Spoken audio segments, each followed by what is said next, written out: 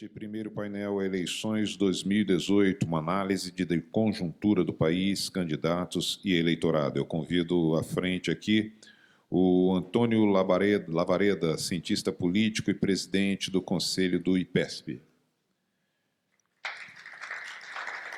Convido também o senhor Maurício Moura, economista e CEO da Ideia Big Data.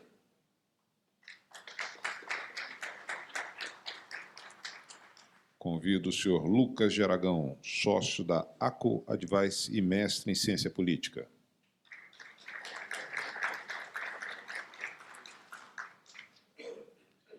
Eu convido para moderar esse painel. Convido para moderar esse painel o senhor Leurenberg Lima, diretor Norte-Nordeste do CAMP. Eu passo a palavra ao moderador, desejando a todos um ótimo trabalho.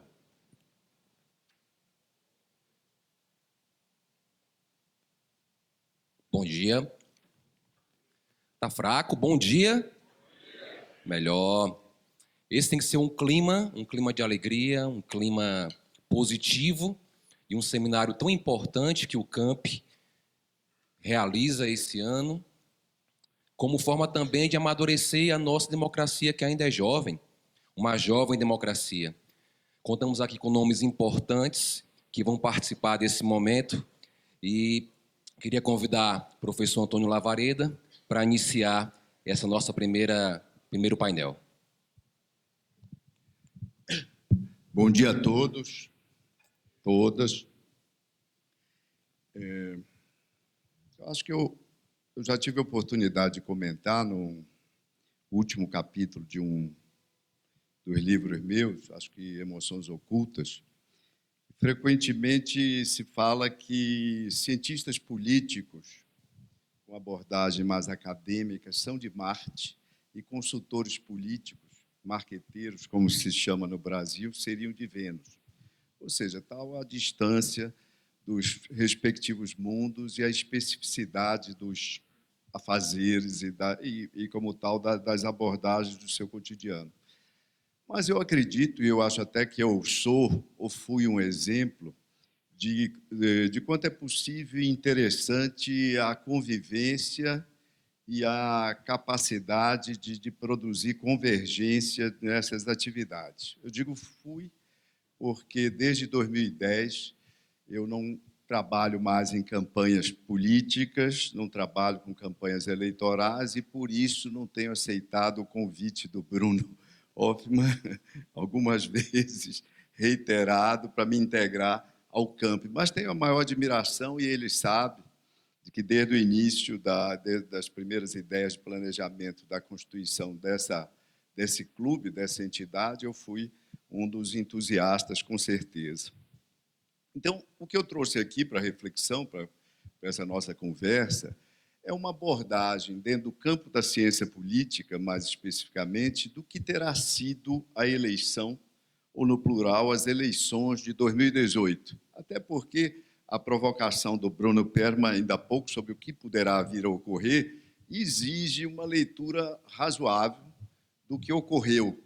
Ou seja, frequentemente nós ainda nos deparamos com abordagens que apontam a absoluta singularidade dessas eleições absolutamente singulares, as eleições de 2018. Eu vou em direção um pouco contrária, dizer se é verdade, elas tiveram o seu aspecto de singularidade, como de resto todas as eleições e todos os processos eleitorais têm, mas elas não foram, de fato, tão singulares e elas se inscrevem numa categoria de eleições que a literatura já definiu com razoável precisão e definiu isso décadas atrás. Começar. Por que os prognósticos falharam? Primeiro ponto. E aí, falando em falha de prognósticos, eu não quero dizer que todos os prognósticos falharam, sempre haverá. A cada dia eu me deparo com alguém que diz que não, eu fui capaz de prever no dia tal, na conversa tal, do mês tal, do ano passado, que as coisas se dariam desse modo. Mas, de fato, quando você consulta o material publicado relativo a prognósticos que eram feitos, que foram formulados até o início, ao menos, dessa campanha eleitoral, você não encontra exatamente prognósticos que depois se mostrariam ou se mostraram exitosos.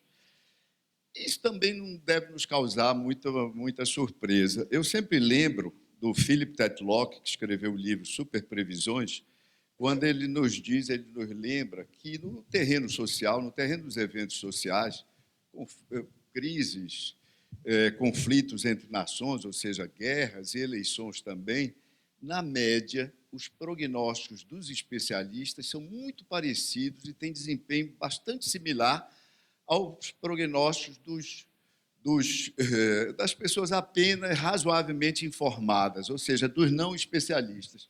E o Philip cunhou a expressão de que, ao nós fazermos prognósticos, mesmo os especialistas, nós nos equiparamos a chimpanzés atirando dardos. Então, é natural que os dardos dos chimpanzés tenham errado o alvo com bastante frequência no decorrer da eleição desse ano. Nós esperávamos uma eleição que tivesse qual perfil? Nós esperávamos uma eleição que tivesse, por exemplo, um perfil como a eleição de 1989. Eu, por exemplo, nas palestras, eu devo ter feito nesse ano de 2018 mais de 30 palestras para empresas, conselhos, etc. e tal.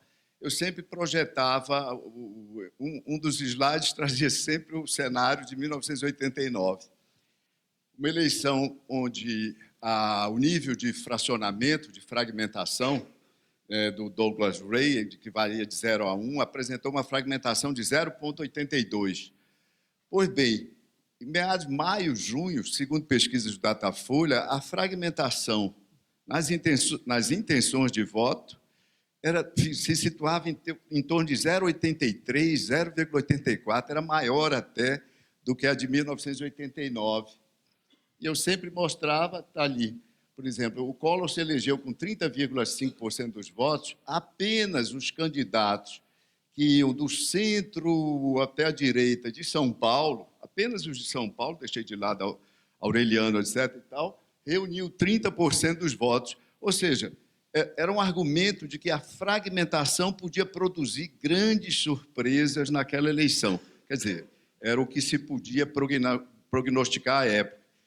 E eu lembrava sempre que nós podíamos ter naquela eleição alguma coisa resolvida no primeiro turno, ao menos, por olho mecânico, tal como tinha ocorrido pouco tempo atrás na França,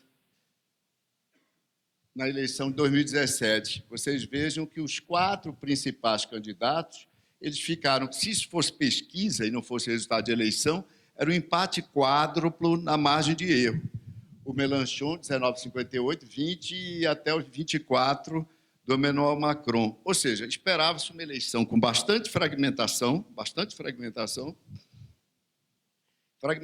essa que podia produzir os resultados mais surpreendentes. Mas, de fato, o que nós tivemos foi uma eleição crítica.